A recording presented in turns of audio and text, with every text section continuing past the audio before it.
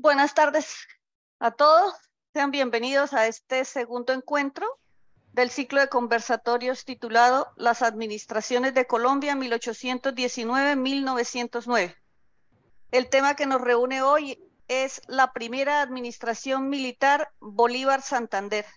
Nuestro anfitrión, el profesor Armando Martínez, tendrá como comentaristas invitados a Andrés Botero Bernal y a Luis Ervin Prado Arellano. Ellos nos harán la presentación de este tema y posteriormente daremos la palabra a los asistentes. Bienvenidos. Muy buenas tardes a todos. Hoy comenzamos a examinar algunas administraciones del Poder Ejecutivo seleccionadas del siglo XIX y comienzos del siglo XX. Hoy vamos a examinar la primera administración de la República de Colombia antes de que existiera constitucionalmente por efecto del Congreso Constituyente de la Villa del Rosario de Cúcuta. Muy bien, entonces, lo primero que tengo que decirles de la primera administración Bolívar-Santander republicana es que fue un gobierno estrictamente militar. Colombia se ha distinguido por no tener gobiernos militares largos como buena parte de los países de Sudamérica. Y sin embargo, ha tenido 5 gobiernos militares de corta duración.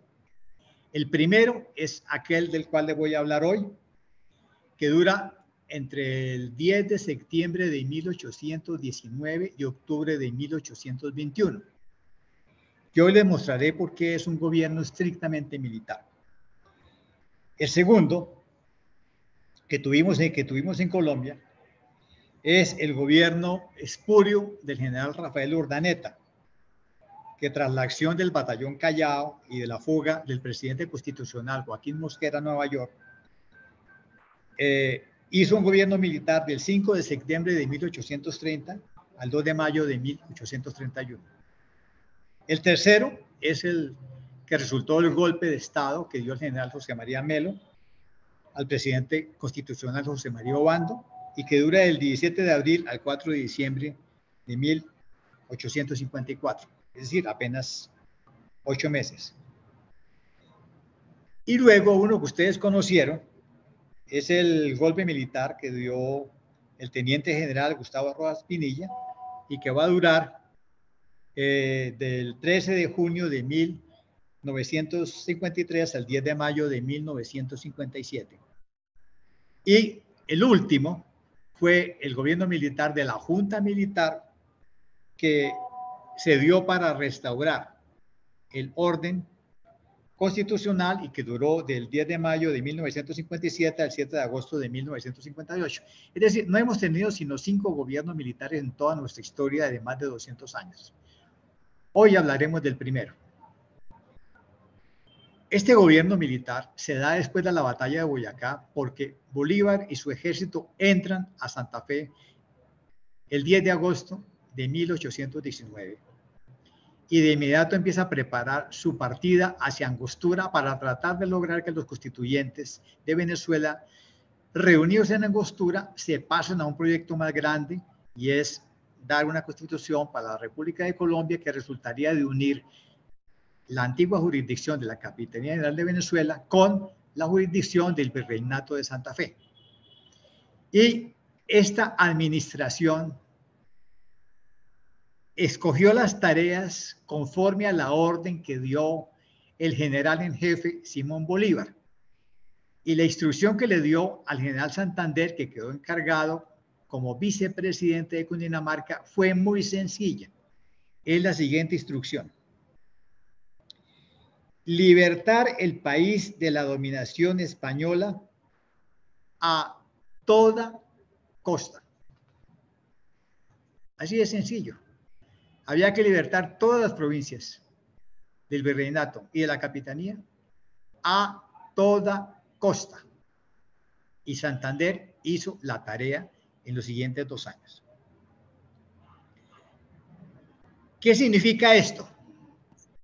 significa fusilamientos de españoles y de desertores, secuestro de los bienes de todos los españoles que emigraron, destierro de ciudadanos que supusieron al poder del Ejército Libertador, una capitación general para todo el mundo, empréstitos y donativos forzosos, una conscripción forzada de reclutas en todas las provincias, una requisa de equinos, ganados, cosechas y víveres, un control de la prensa, una purificación de los cleros para que todos los cleros sean absolutamente patriotas.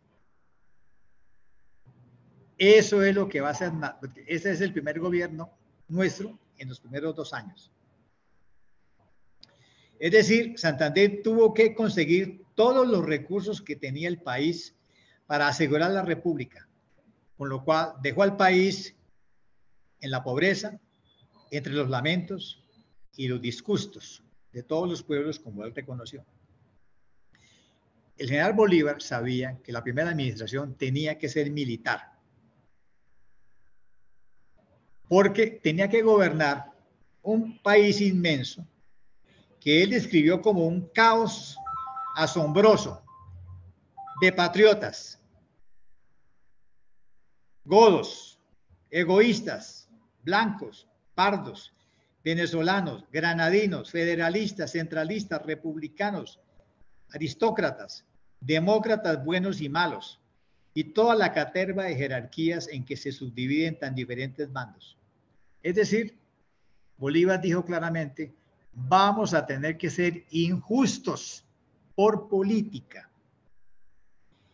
Y eso tiene que ser un gobierno militar porque la batalla de Boyacá es el punto de partida de la conquista de todas las provincias de las 2 jurisdicciones, una por una. Una campaña que solamente va a terminar en 1823 con la conquista del lago de Maracaibo. Eso es lo que nos permite decir que este gobierno de 2 años es un gobierno militar. Por supuesto, algunos contemporáneos se quejaron. Y entonces Santander y José Manuel Restrepo, su secretario del Interior, contestaron con las siguientes palabras. Primero, vamos a asegurar la independencia. Tengan paciencia. Y después de que hagamos un aseguramiento de la independencia contra las tropas españoles, ahora sí después hablaremos de la libertad de los ciudadanos. Primero la independencia y después la libertad. Primera tarea, fusilamiento y destierro de opositores. Todos los españoles que vivían en el reino fueron atrapados por los ejércitos libertadores. Algunos fueron pasados por las armas. Otros fueron desterrados. Y a todos les quitaron sus haciendas y propiedades en todas las provincias que fueron conquistadas. Fusilamientos y destierros. Todo lo que les fueron quitando pasó a una comisión de bienes nacionales, que luego se encargará de repartir entre los generales de los ejércitos libertadores lo que habían acumulado. Entonces, había un antecedente que es el Tratado de Guerra-Muerte, perdón, la política de guerra-muerte, que luego va a ser parada por el encuentro de Bolívar y Murillo en Santa Ana, pero a pesar de que se detuvo la guerra-muerte, el destierro y la persecución de españoles continuó durante estos 2 años. Santander, en esta época, va a cometer un acto violento que fue muy criticado durante el resto del siglo XIX. Él había capturado en el campo de Boyacá 38 oficiales españoles encabezados por el general Barreiro. Y decidió en Santa Fe que eran un grave peligro para la naciente república y ordenó fusilarlos a todos, como ocurrió en la plaza de Santa Fe, a pesar de que eran cautivos. Pero lo más interesante es que los oficiales eran 38, pero cuando se hicieron la cuenta de cadáveres, contaron 39. ¿Quién es el fusilado número 39? El fusilado 39 es un viejo, es un viejo que vivía en Santa Fe de apellido Malpica. Y el viejo Malpica, en el atrio de la catedral, se burló de los fusilamientos y dijo, esperen lo que les viene cuando vuelvan los españoles. Se lo contaron a Santander, Santander metió al viejo Malpica al grupo y lo fusilaron. Con lo cual, es un fusilamiento, le aplicaron la pena de muerte por un delito de opinión. Con lo cual, aunque Santander se disculpó diciendo que los oficiales españoles eran un riesgo para la República, no pudo justificar de ningún modo la muerte del viejo Malpica por haber abierto la boca en el atrio de la catedral. Por supuesto, tuvo que publicar una gran defensa de esto que hizo ante las críticas que le hicieron algunos abogados de Bogotá. Fuera de eso, en Sogamoso murieron una cantidad de soldados venezolanos y se dijo que había sido por chicha envenenada de las chicheras de Sogamoso. Ese fue un chisme. Se murieron por disentería, por enfermedades, y como le echaron la culpa a las chicheras fueron 2 fusiladas y otras fueron desterradas a Venezuela. Fue otra gran injusticia, porque es una época de grandes injusticias. Muy bien. Pasemos a la siguiente tarea de este gobierno militar. Reclutamientos forzosos.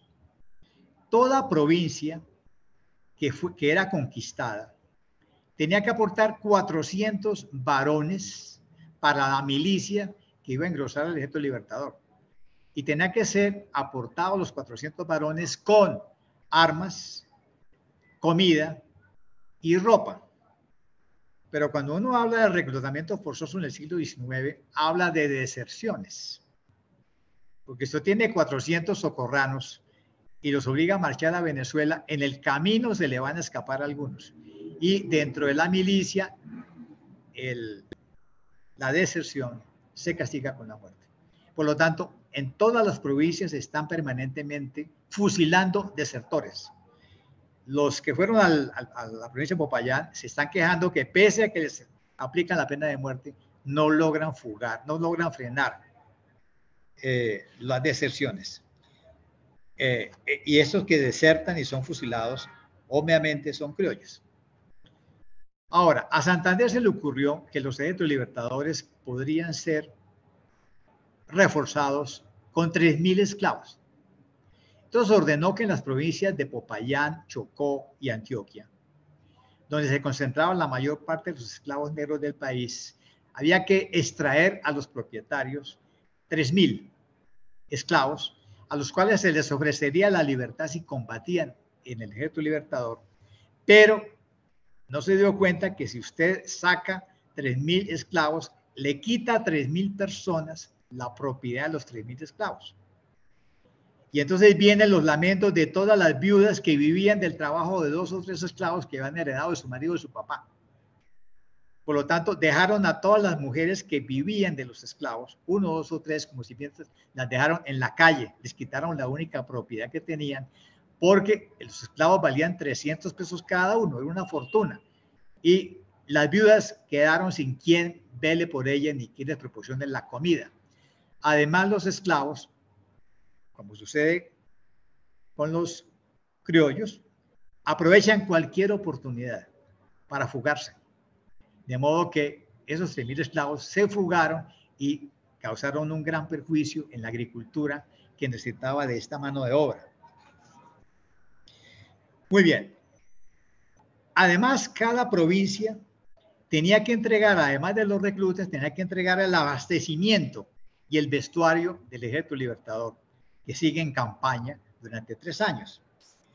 Pues José Manuel Restrepo se tomó el trabajo de lo que le sacaron a la provincia y se dio cuenta que, por ejemplo, en la provincia del Socorro se le sacaron 4.000 reclutas, 6.000 vestuarios de manta, un año de víveres, 1.010 arrobas de arroz, 300 mulas, caballos, 200.000 pesos, más todas las raciones del batallón Vargas y tropas del Oriente.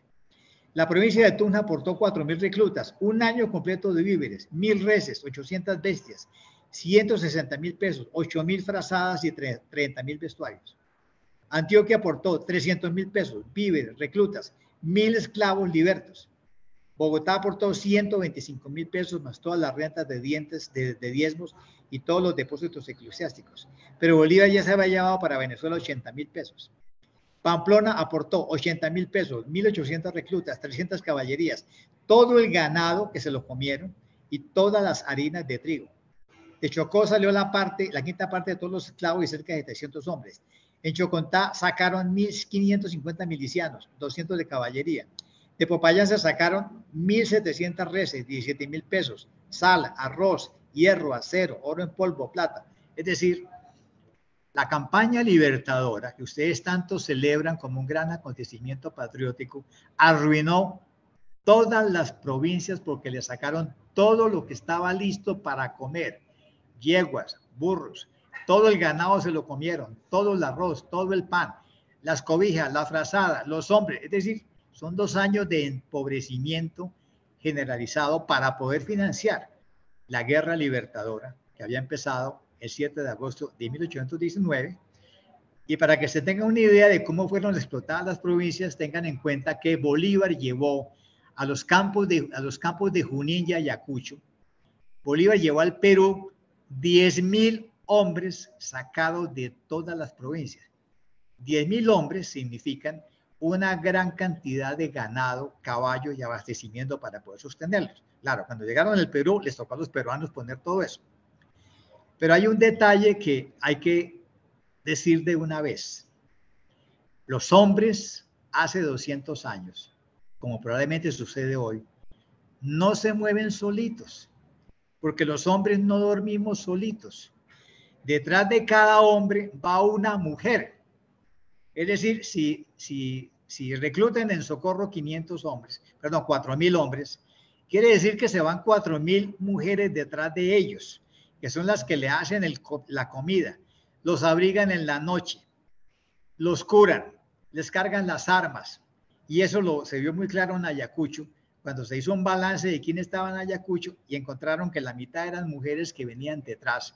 La mayoría pariendo en el camino y cargando los niños en el pañolón para alcanzar el Ejército Libertador. De modo que si yo les digo que fueron 10.000 hombres al Perú, multipliquen por 2, fueron 20.000 los que llegaron, financiados por todas las provincias. Muy bien. Toda provincia conquistada tuvo que poner todo esto. Y las cifras de Restrepo son muy indicativas. Muy bien. Los que se quedaron en casa tuvieron que entregar bienes, vinieron los secuestros de bienes, donativos obligatorios, empréstitos forzosos y contribuciones forzosas. Empecemos por la iglesia. A todos los curas párrocos, a todos los canónigos se les puso una cuota. Agarraron los diezmos del arzobispado, agarraron las primicias, agarraron todos los fondos de eclesiásticos. Pero además agarraron a todos los comerciantes de Bogotá, que ahora se llama Bogotá, llamada Santa Fe, y de Medellín y de Santa Fe de Antioquia, del Socorro, y les pusieron un empréstito forzoso que nunca fue pagado, más donativos obligatorios. Es decir, esta campaña le sacaron a todo el mundo todo el dinero que tenía ahorrado, además de que la plata que estaba amonedada en la Casa de Moneda de Santa Fe y en la Casa de Moneda de Popayán. En 1820, Santander impuso nuevos empréstitos. Le puso 25.000 pesos a Mariquita, 16.000 a Antioquia, 50.000 a Chocó. Tomó todos los dineros que estaban en las cajas de Bogotá, Antioquia y Onde. Tomaron los caudales de las cajas de la limosna y de los santos lugares de Jerusalén, todos los depósitos de personas que no habían testado, todos los caudales de las cofradías y de las obras pías, los diezmos, y recaudaron 120.000 pesos entre comerciantes y hacendados.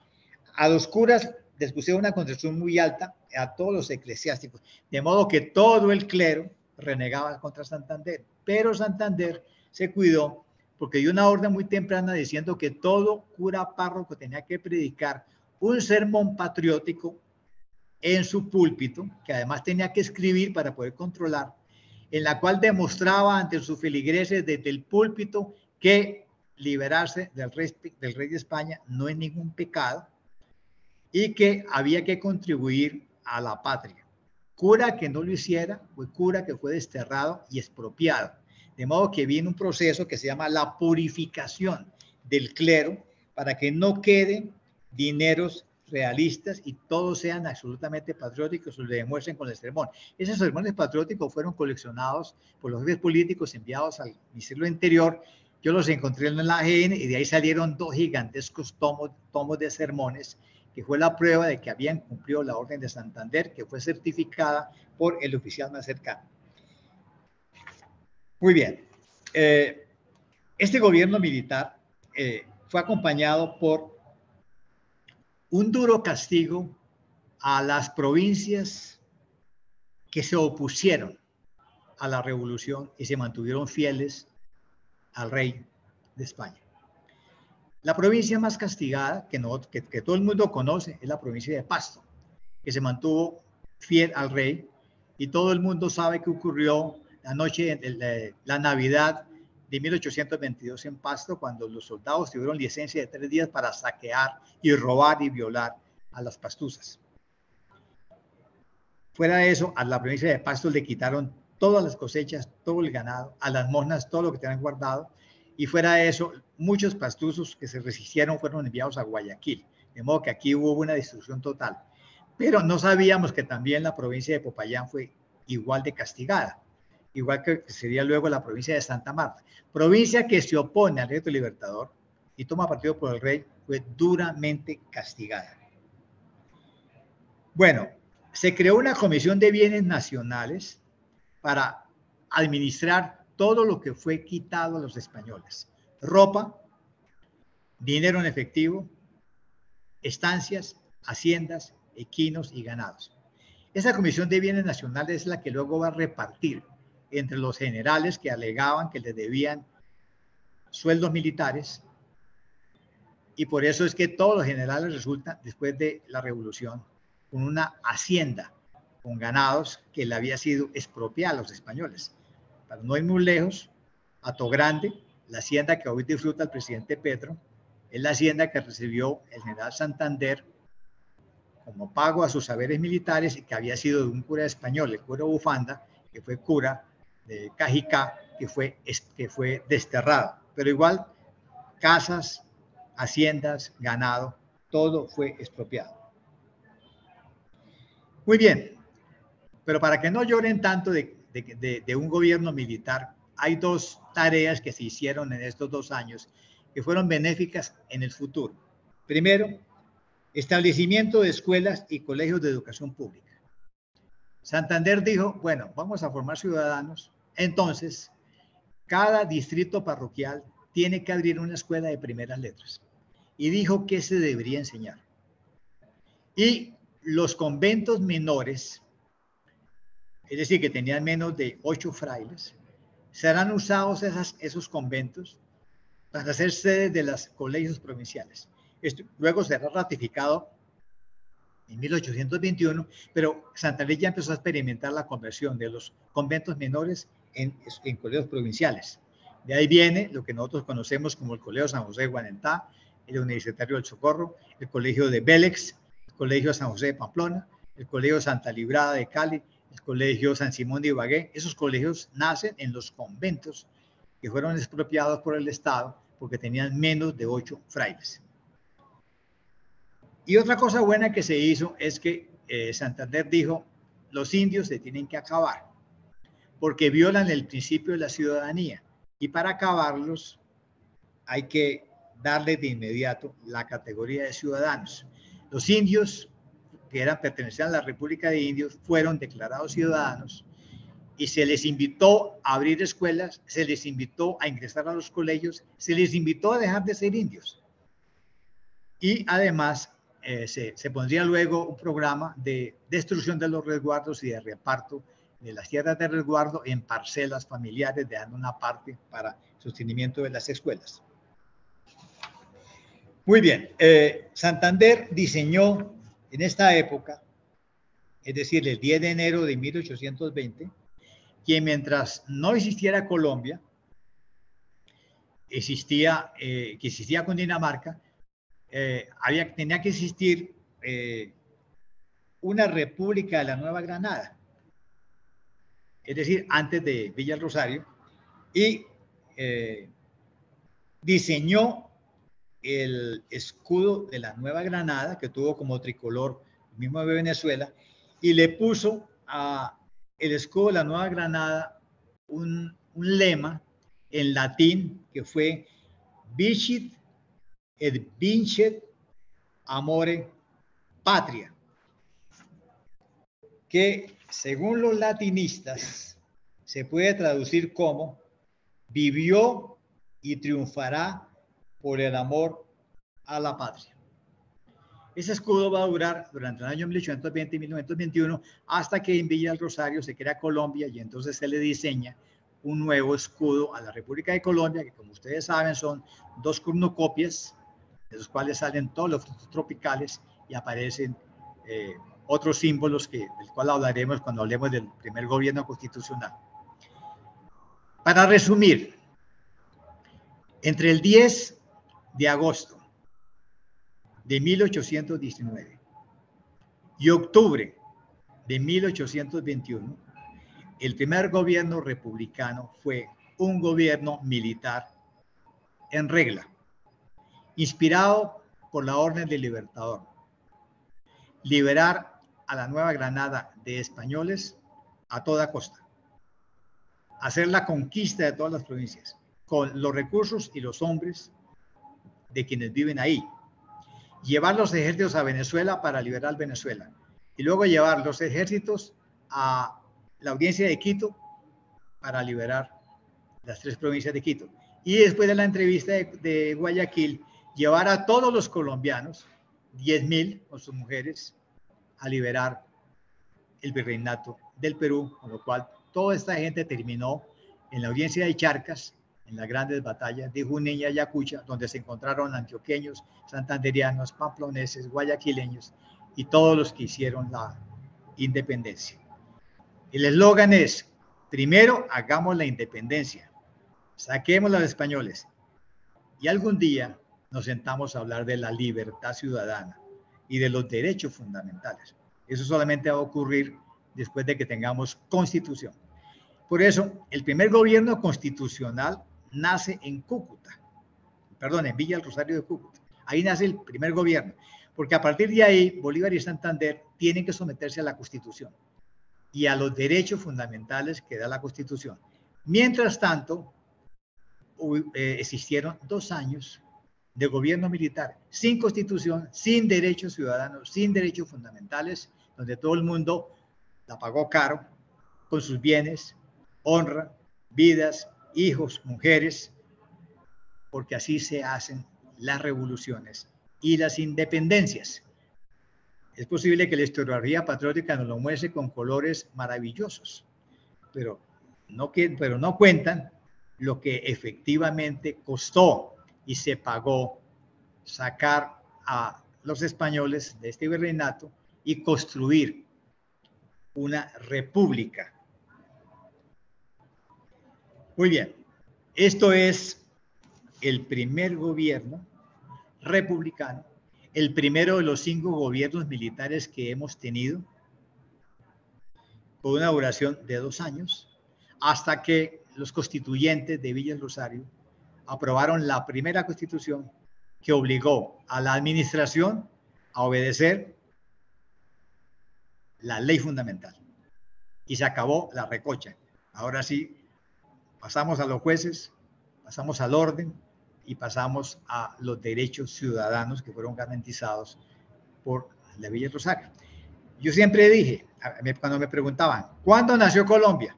Siempre contestaba, Colombia nació en la Villa del Rosario de Cúcuta, donde se creó la primera constitución.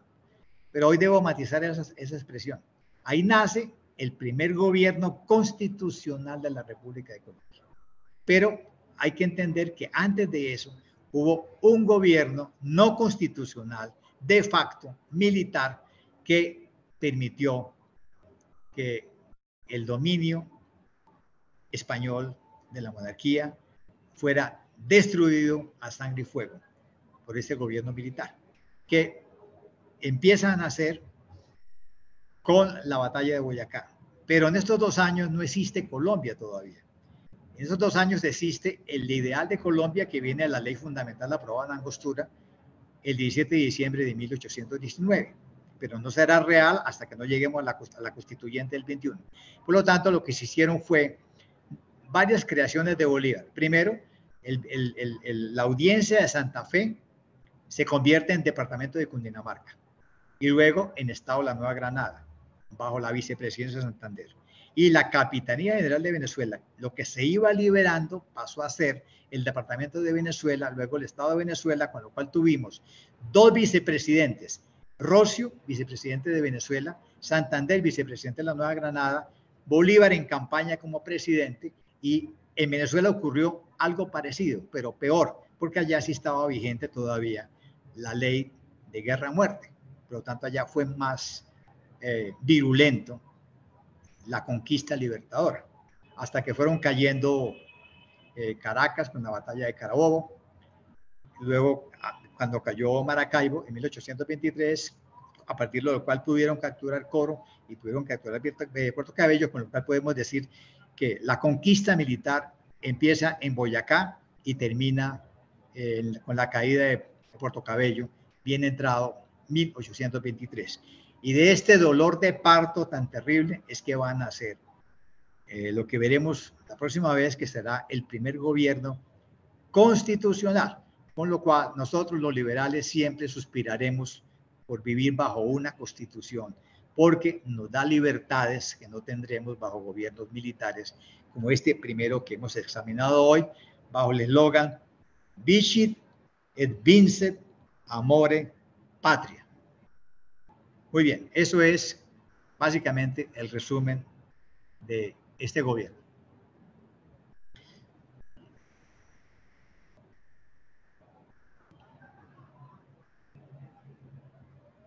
Creo que Andrés Botero está en un aeropuerto y no se ha podido conectar. Y no sé si Luis Elben Prado está conectado.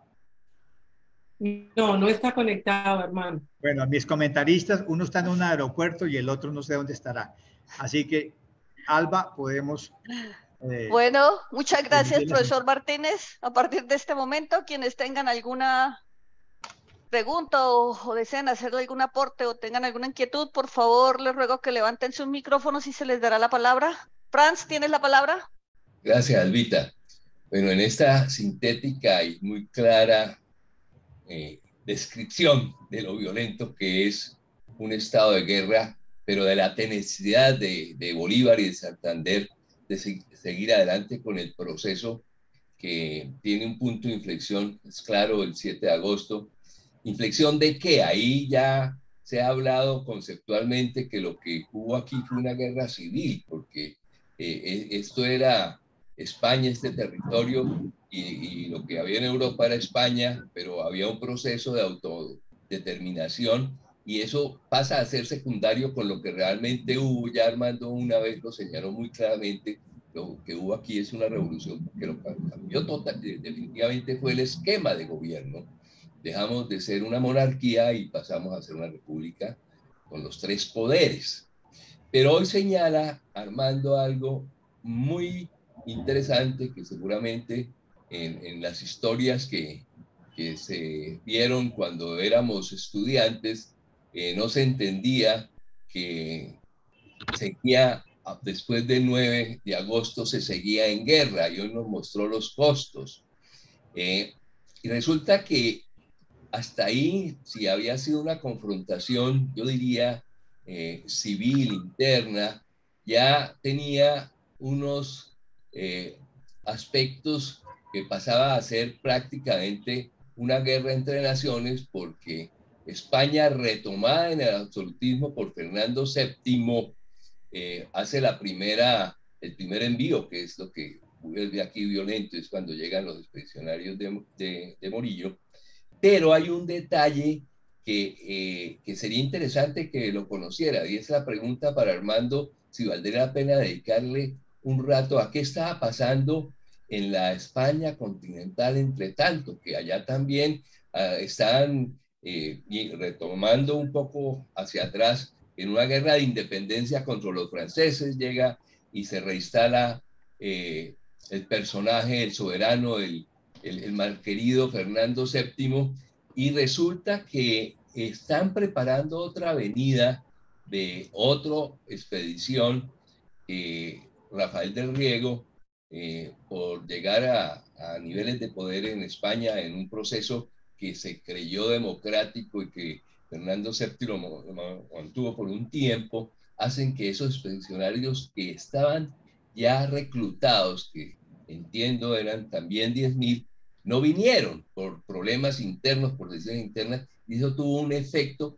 a esa guerra que estábamos aquí llevando. No sé si hablar de eso, y obviamente es mi solicitud para que se incluya en algún momento, le quita un desarrollo a lo que estamos tratando de entender bajo la magnífica orientación de Armando y sus contertulios, cómo es el proceso administrativo y realizaciones de estos gobiernos que ya empiezan a conformar esta república que está en crecimiento desde entonces, pero lo que pasa en España pues tiene un efecto acá. Entonces, como un capítulo aparte, yo simplemente dejo la pregunta para consideración, si habrá momento de incluirlo en este marco, dejarlo para un retorno después, porque eso tuvo efectos muy, muy importantes.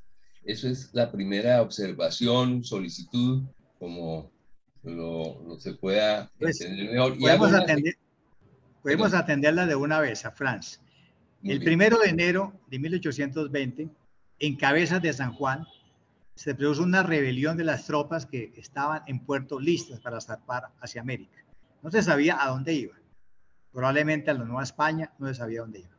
Pero la rebelión militar encabezada por Rafael del Riego detiene otros 10.000 hombres que vienen en un ejército expedicionario. Pero lo más interesante de la revuelta de Riego, de Cabezas de San Juan, es que ellos obligan al rey a aceptar la Constitución Liberal de Cádiz de 1812. Es decir, lo obligan a convertirse en un rey constitucional que obedece a los representantes de la nación, que son las Cortes. Esa revuelta libera de las cárceles a los americanos que están presos. Se libera a Antonio Nariño, se libera al canónigo Andrés Rosillo, y con lo cual ellos inmediatamente se ponen en marcha a Gibraltar para buscar un barco que los traiga de regreso a Colombia. Pero el rey vuelto constitucional, porque es obligado a jurar la Constitución, queda amarrado para enviar nuevas expediciones, con lo cual en América respiran, pero se abre una nueva opción, la opción de que América podría adoptar la jura de la Constitución de Cádiz, con lo cual les daría representación en cortes y pasarían a una opción interesante, es que podrían ser españoles que viven en América, porque la nación española se definió en la Carta de Cádiz como la reunión de todos los españoles que viven en los dos hemisferios. Por eso es que Morillo trata de hablar con Bolívar y con el Congreso Constituyente Venezolano de Angostura para proponerles, bueno, ya peleamos suficiente, ahora por favor, juren la Carta de Cádiz y pasan a ser vasallos libres del rey con representación en cortes y aplicamos el espíritu liberal de Cádiz. Pero en ese momento ya es muy tarde, porque en ese momento ya se acababa de aprobar la ley fundamental de Colombia el 17 de diciembre del año anterior. Y la ley fundamental que fue aprobada en el Congreso de Venezuela, nunca lo olviden, dice que se va a crear un nuevo Estado nacional que se va a llamar República de Colombia, que va a reclamar los territorios que eran del Virreinato de Santa Fe y de la Capitanía de Venezuela. Y que va a tener un Congreso Constituyente que va a crear una nueva constitución que va a regir a estos antiguos vasallos que ahora pasan a ser ciudadanos colombianos. Por lo tanto, ya se convocó a Congreso Constituyente. Por lo tanto, ya los revolucionarios que están conquistando provincias ya no pueden aceptar la Carta de Cádiz. Solamente la van a aceptar aquellas provincias que se mantienen fieles al rey, como Pasto, como Cartagena, como Quito, como Cuenca, como Guayaquil. En Cartagena se jura la Carta de Cádiz, igual que en Caracas. Y lo hacen porque todavía están bajo el dominio español. Acuérdense que el virrey y la audiencia huyen de Santa Fe, pero se quedan en Cartagena 2 años más. Y Caracas todavía está bajo el dominio español. Y todas las provincias de la audiencia de Quito también. Entonces, se ponen en marcha los 2 proyectos. Pero ocurrió algo inesperado. Y es que los 10.000 hijos, los 50.000 hijos de San Luis franceses invaden la península para restaurar en el absolutismo a Fernando VII y se quedan en España, con lo cual España queda atrapada por la política francesa y por la monarquía francesa, y otra vez Fernando VII vuelve a ser una especie de rey cautivo y se deroga de nuevo la Carta de Cádiz, lo que se llama primero lo que se llama el trienio liberal, que fue destruido por la invasión francesa. Es decir, España no tiene manera de reaccionar a lo que está pasando en América en los años 20, 21, 22 y 23, no puede reaccionar. Cuando puede reaccionar es el 23, ya es muy tarde. Y fuera de eso, la única posibilidad que tiene es los remanentes que habían quedado en América del primer ejército expedicionario, que ya había sido reemplazado por americanos. Ya solamente los oficiales eran españoles, la mayoría eran soldados venezolanos o soldados granadinos. Entonces, eso es lo que nos hace pensar que esta no fue una guerra internacional jamás, ni fue una guerra de una colonia contra un imperio, esto fue netamente una guerra civil. Eso quedó demostrado en el campo de Ayacucho, porque antes de que se maten, los 2 bandos piden permiso para despedirse. Y los oficiales dijeron, pero ¿por qué se van a despedir? Digo, porque es que tenemos a nuestros hermanos y primos y vecinos del otro lado. Le dieron 3 horas, en 3 horas rompieron fila, se abrazaron, hermanos, primos, parientes, y se prometieron que se iban a matar. Y se despidieron antes. O sea, era una auténtica guerra civil. Eso quedó claro en el Perú. Y aquí también es una guerra civil. O sea, son los venezolanos los que entran a Nueva Granada, pero también hay españoles que entraron al Ejército Libertador y fueron oficiales. Entonces, España estaba sin posibilidad de reaccionar. Y el Mar Caribe solamente lo pueden controlar desde la Armada que estaba en La Habana, que es la que queda controlando a Maracaibo, a Caracas, a Coro, y será vencida por Padilla en 1823, con lo cual ya España se retira de los mares y la Marina colombiana adquiere por primera vez el mar territorial. Pero ¿qué estaba pasando en España? En España, con estos venidos de Francia, que son llamados por el mismo Fernando VII para pedir auxilio, porque él le gustaba estar en los niveles de soberanía absoluta y no en la constitucionalidad, le da el espacio también para hacerle un juicio a Del Riego y termina en la horca. Pero el tema es que si hubieran venido esos 10.000, seguramente Bolívar y Morillo no se reúnen.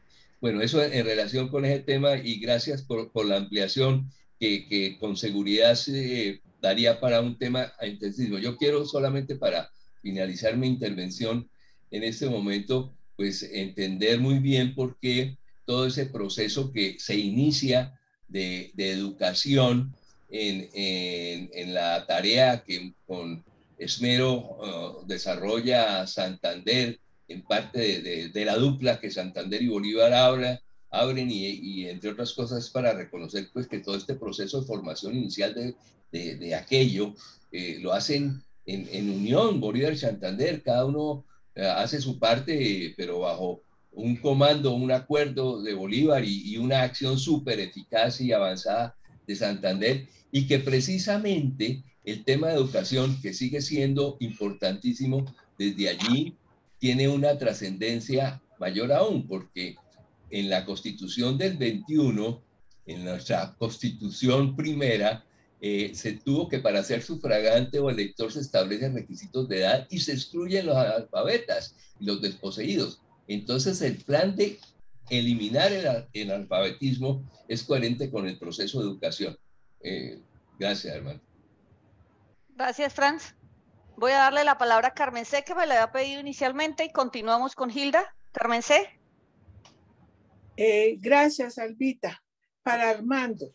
Entonces, primero, pues fabulosa la explicación y la intervención de Armando, porque ayuda a entender mucho lo que pasa en la Asamblea Constituyente del año 21, pero también deja inquietudes acerca de lo que pudo pasar entre el año 10 y el año 19, que seguramente Armando se le vuelve agua a la boca como a mí, de pensar que retrospectivamente, digamos, desde lo que señaló, desde lo que acaba de señalar Franz, de la Constitución de Cádiz de 1812, que de todas maneras fue una constitución, la primera constitución española, la de 1812, donde se instaura de alguna manera la posibilidad de los tres poderes, pero que motiva también lo de la organización de las juntas acá en lo que el territorio patrio, pues por llamarlo de alguna manera, y también como Armando, yo creo que cabe ahorita como una retrospectiva de un reconteo de lo que fueron las primeras constituciones, digamos, que tuvimos conocimiento, la del año 11 de Cundinamarca, la del 12 de Tunja, la del 15 de Popayán y la de Neiva, y cómo, es decir, ahí se empieza como la discusión del federalismo, del centralismo, que finalmente pues ya fue para el 21 donde finalmente se consagra el centralismo, pero claro, naturalmente que en la época del 19, de la batalla de Boyacá al 21, pues ya nos queda conocido lo que fue el primer gobierno militar de nosotros. Pero sí me gustaría, Armando, como de pronto hacer un recuento de lo que fueron esas 4 constituciones, que la de Cundinamarca, la de Tunja, la de Neiva, la de Río Negro, no la del 63, sino esa del 15 o del 11, la de Río Negro y Antioquia, cuando después del primer congreso. Claro, con mucho gusto, Carmen C. Es que aquí, en este momento, lo que está cambiando es la dimensión de la política.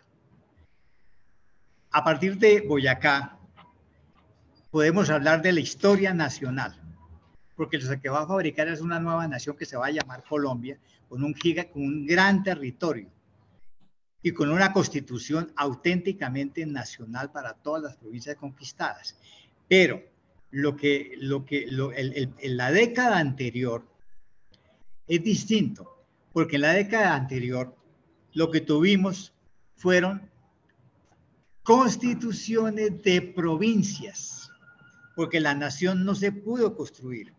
Es decir, si a mí me preguntan por el proceso de construcción nacional, diría que la década de 1810 fue una década perdida, porque tuvimos muchísimas constituciones de provincias. Cundinamarca no fue sino una provincia, Antioquia, Socorro, Cartagena, Popayán, fueron provincias con una constitución, o sea, estados provinciales, pero no hubo manera de llegar a un estado nacional como sí lo hizo Venezuela, que tuvo la primera constitución nacional del mundo hispano, del mundo suramericano. Aquí no se pudo hacer, porque el Congreso de las Provincias Unidas no pudo llegar a un Congreso Constituyente y Cundinamarca no pudo convencer a otras provincias. Entonces, lo que tuvimos en esta década de 1810 es una década perdida en el proceso de construcción nacional. Se perdió el tiempo, porque no se pudo avanzar hacia un Estado nacional, sino a pequeñitos estados provinciales con constituciones provinciales y por lo tanto impotentes, como se mostró cuando llegó el derecho expedicionario. Por eso es que los políticos de 1821 despreciaron esta experiencia, claro, injustamente, y lo llamaron patria boba. Pero fue un desprecio ideológico porque no podían entender por qué, pues que no pudieron, no fueron capaces. Y cuando ya intentaron avanzar, llegó el derecho expedicionario en el 1516 y acabó con todo y volvimos al estado monárquico absoluto. Muchas Armando, gracias. perdón, Albita, Bien, Armando, Carmen. y si meramente como dejarlo como reseña, ¿por qué no nos haces una anotación de lo que se considera el primer Congreso de las Provincias Unidas? Bueno, en diciembre de 1810 se intentó hacer un primer Congreso del Reino, que fue un fracaso total. Y fue un fracaso total porque nadie quería devolver la soberanía reasumida por la Junta de Gobierno. Y fuera de eso, los abogados que representaban a las provincias grandes no estaban dispuestos a aceptar en el Congreso a los abogados que representaban a las localidades que se habían separado de las provincias. Entonces fue un fracaso. Y el Congreso de las Provincias Unidas, que logró reunirse en la villa de Leiva y logró reunir a 6 provincias representadas por sus estados provinciales, fue un gran intento de crear una nación granadina, pero se fueron a la guerra con Cundinamarca, con tan mala suerte que fueron derrotados al intentar invadir Santa Fe y apresados. Entonces, la invasión de Santa Fe fallida hace que renegocien y entonces se van todos al sur a tratar de conquistar las provincias realistas y ahí donde son derrotados y Nariño es capturado. Con lo cual todo el esfuerzo se pierde. Es decir, los intentos de crear una nación por el lado de lo que se podía hacer, que son las provincias unidas de la Nueva Granada, no se pudo hacer por la guerra con Cundinamarca y luego por el fracaso de Nariño con las tropas en el sur. Fue un fracaso. De todas maneras, cuando llega el expedicionario y los granadinos que se salvaron se van al Casanare, en el Casanare crean la ficción de que están representando, corriendo a caballo por todo el llano, el gobierno que ya no existe de las Provincias Unidas de la Nueva Granada. Pero es una ficción política que la acaba el general Páez cuando dice: en el llano mando yo, aquí no manda Santander ni manda Fernando Serrano, olvídense, en el llano mando yo. Y entonces Páez hace una calaverada y es que intentó anexarse a Venezuela, insurgente, la provincia del Casanare, con lo cual Santander se tiene que poner las pilas para que no le quiten la Nueva Granada al Casanare y lo hace con mucho éxito. Gracias, Armando. Gracias. Muchas gracias, Carmen C. Te voy a dar la palabra a Hilda. Hilda, ¿tienes la palabra? Sí, gracias. Armando, maravillosa la exposición tuya y el resumen que hiciste sobre esta época tan dura. Me queda una inquietud: si se van los hombres, detrás se van las mujeres, se arrasan los campos, se acaba el comercio y hay impuestos forzosos, o sea, se quiebra absolutamente todo y nos quedamos sin gente en los campos, supongo que es la mayor parte, y de pronto sin gente en muchas ciudades. ¿Cómo sobrevivimos? ¿Cómo es la vida cotidiana? Mire, la guerra civil destruye el tejido social. Yo he sostenido que esto fue una guerra civil desde el primer día. Y las guerras civiles destruyen el tejido social. Con lo cual, mujeres y hombres resultan haciendo lo que no se hubieran podido imaginar en tiempos normales. Entonces, por ejemplo, nuestro cura párroco, Juan Eloy Valenzuela y Mantilla, comienza a recibir en su parroquia mujeres que vienen huyendo de Cúcuta. Cúcuta cambió de manos 7 veces. Y el cura comienza a escribir en los libros sacramentales. Llegaron las paridoras de Cúcuta. No hacen más que parir y pedir limosna. Las mujeres tienen noviazgos de 24 horas. Antes tenían que tener un noviazgo de 3 años. Entonces, Custodio García Rovira se encuentra en una fogata, camino del páramo de Guanacas, con una familia piedradita. Se enamora de una muchacha piedradita, la pide en matrimonio, se casa a las 5 de la mañana y se va con ella, que va a quedar viuda muy poco después. Entonces, es una época en que mujeres y hombres hacen lo que no harían en tiempos normales, porque el tejido social se desbarata y hombres y mujeres comienzan a migrar de un lado a otro. Y al moverse, es como si se moviera la langosta. Se van comiendo los maizales, arrancando la papa, robándose los caballos. Empieza el abigeato desatado. José María Espinosa, el gran pintor nuestro, hizo unas pinturas muy lindas sobre las batallas del sur, las batallas de Nariño. Y nos mandó un mensaje. En el fondo uno ve la batalla. Y en primera fila, en el ángulo, en primer plano, uno ve unas campesinas robando maíz, unos hombres destazando bueyes, unas mujeres cargando escopetas, unas mujeres cargando niños. O sea, nos dio pistas de que en la guerra civil están ocurriendo cosas de destrucción, de robo, de abigeato, de pillaje. Porque todo el mundo tuvo que robar a todo el mundo para poder comer. Y las mujeres se movieron detrás de hombres o fueron desplazadas. Y los curas párrocos empezaron a sufrir. Primero porque no pueden recaudar diezmos, no pueden recaudar primicias. Y tienen que recibir una cantidad de mujeres abandonadas, solas, con hijos. El mundo se llena de niños expósitos. Y los curas a ver a quién le colocan los niños. Es decir, una guerra civil es un momento de desintegración del tejido social. Afortunadamente para nosotros comenzó después de Villa Rosario, porque ya hay un orden que comenzar a construir de nuevo, pero tampoco fue muy exitoso. Por eso cuando Santander regresó de Europa en 1832, él dijo a los congresistas, les dijo, mire, nosotros ya lo que necesitamos después de 2 décadas de guerra civil es paz, serenidad, para volver a reconstruir el aparato productivo. Él creó el eslogan libertad y orden para nuestro escudo que hasta el día de hoy llegamos. Pero él dijo, aquí necesitamos más que todo es serenidad, paz y trabajo. Se acabó la destrucción. Bueno, muchas gracias, Armando. Muchas gracias. ¿Alguien más desea hacer alguna pregunta? ¿O quiere dar algún aporte? Ay, pues yo otra vez. Dime, Carmen. Pero hay otra persona que quiso. Yo también. Clarita. Dime, Blanquita. Clarita, por favor. Mire, yo quisiera preguntar, ¿qué pasó con Girón a todas estas? Porque Girón era muy de la mano del rey. ¿Qué pasa?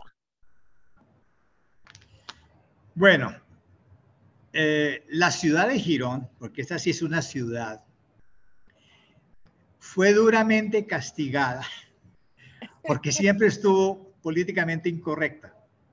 Ajá. Los comuneros del Socorro invadieron Girón y la golpearon duramente en 1781 porque Girón se mantuvo fiel al rey y trató de resistir a los socorranos, a los comuneros, y los socorranos se la hicieron pagar muy caro.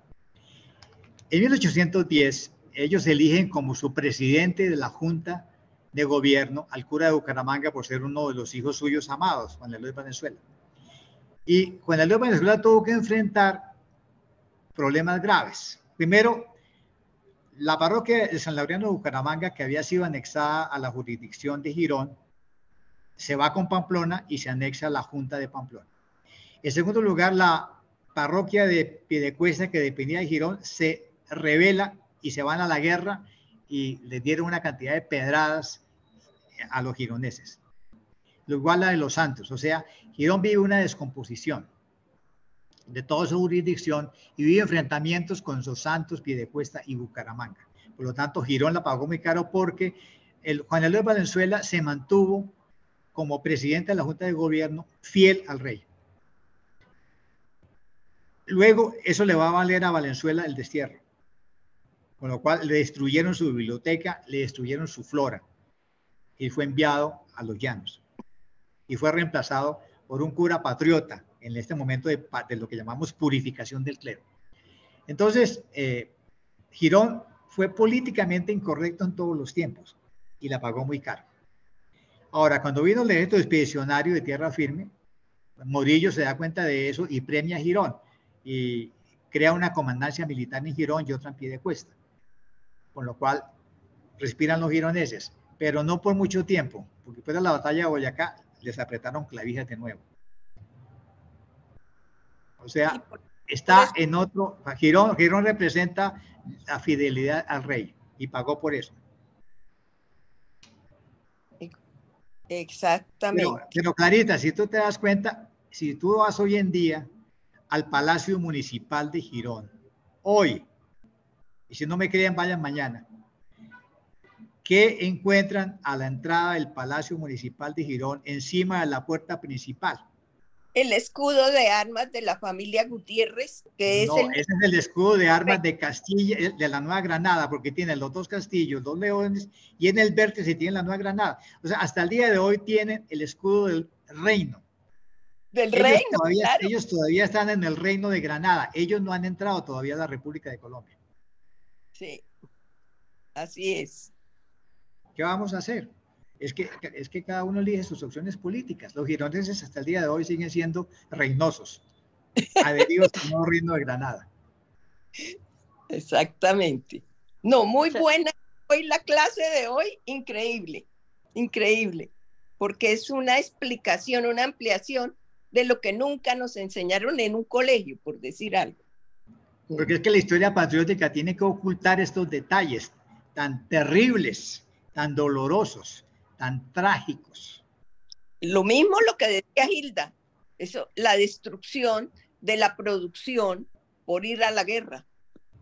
Mire, cuando terminó este proceso, el general Santander tuvo que prohibir que sacaran crías del Casanare, porque acabaron con todo el ganado del Casanare. Prohibieron, no pueden sacar una hembra vacuna del Casanare porque hay que reconstruir el ganado del Casanare, porque se lo comieron todo. Es que no dejaron nada. Y en Boyacá se comieron toda la papa, todo el maíz. Y a las chicheras las fusilaron porque supuestamente estaban envenenando soldados con chicha. O sea, esto quedó totalmente destruido. Por eso lo mejor era irse a la guerra, porque en la guerra uno podía hacer pillaje y darse una vuelta por el Perú. No, buenísimo. Gracias. Gracias. Carmen C., ¿tenías la palabra? Sí, gracias, Albita. Pues hay algo que se nota a lo largo de todo el relato de la historia magistralmente tratada hoy por Armando y con la intervención de Hilda, de Clarita y de Franz. Y es que claramente se ve como la presencia, de alguna manera, sí o no, del clero, para bien o para mal. Y viene desde la propia Constitución de 1812 de Cádiz.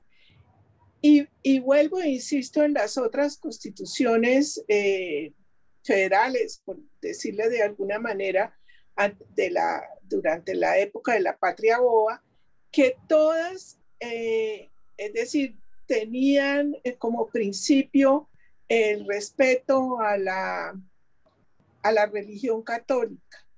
Y los unos se consagraban a la Virgen de Guadalupe, no, la Virgen de Chiquinquirá, y los otros al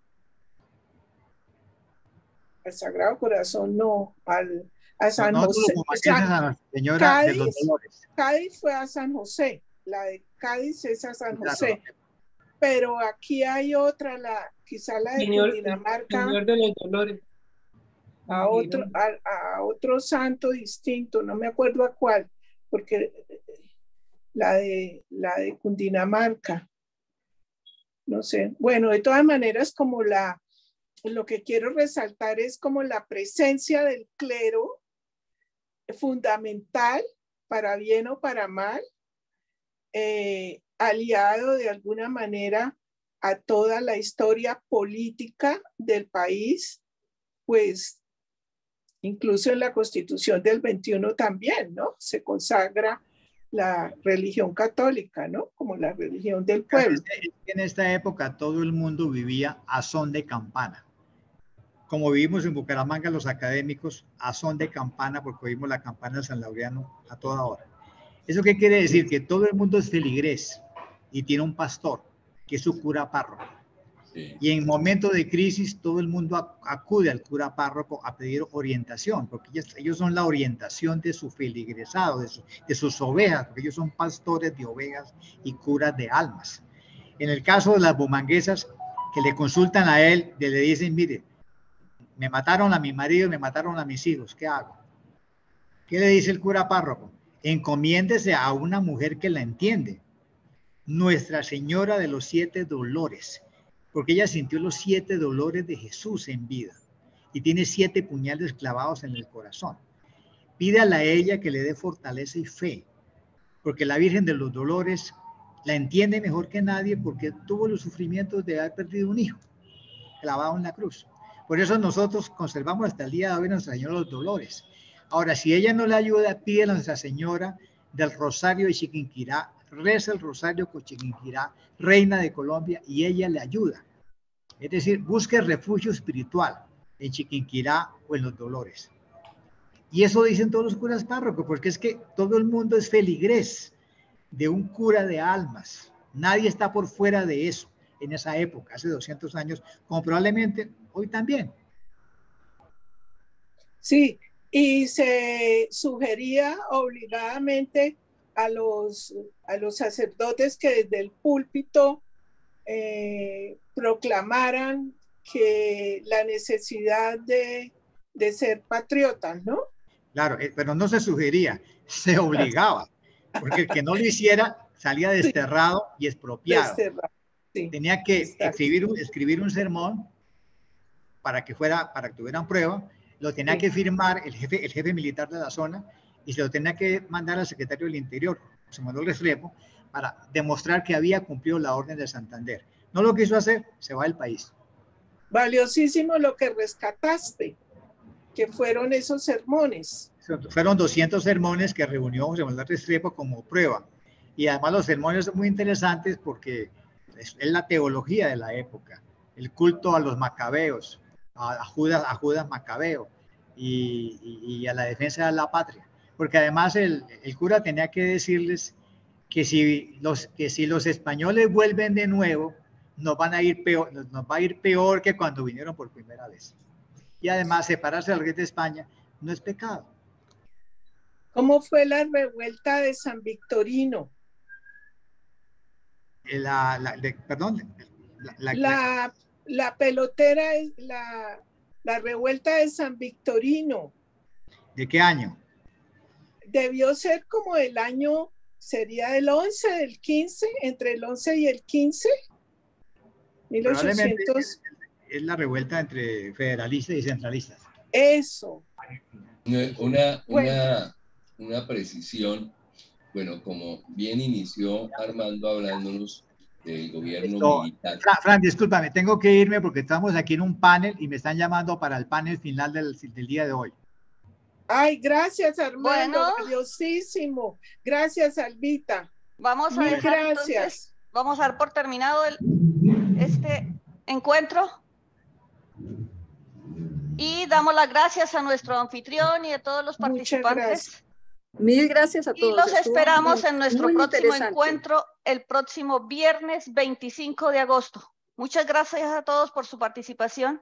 Gracias, muchas gracias. Gracias a todos los participantes. Elena, muchas gracias. Muy interesante. El 25 de agosto nos veremos. Gracias. Dígame, Clarita, ya fuera de la formalidad de este encuentro, porque nos fue don Armando, yo te recomiendo que revises tú, tan interesada en tus conexiones ironesas, vas a encontrar un asunto que todavía está en nuestra nación, y es que las familias toman partidos diferentes. Entonces sí. tú vas a encontrar que dentro de los que se fusilaron en esa fase terrible de las tantas que nos mencionó hoy Armando, hubo fusilamientos en Girón, y vas a encontrar que fusilaron a parientes de tus parientes ancestrales que estaban con la independencia, y fusilaron a los que estaban pues con el rey. Y yo conozco casos específicos, varios con apellidos propios y todo, y eso pues estamos hablando del tema de Girón, que es muy especial, pero eso sucedió en todo el país. Valdés, abuelo directo, fue fusilado precisamente por eso. Sí, bueno, y hablaremos de eso más en otra reunión más cercana, que le interesa todo el tema, pero es increíble la cantidad de gente que uno encuentra ahí cruzada. El que quiera verlo es el José María Ordóñez Valdés. Yo soy tataranieta directa de él. Muy bien. Muy bien. Sí. Bien, Clarita, ese tema subsiste en la división de partidos.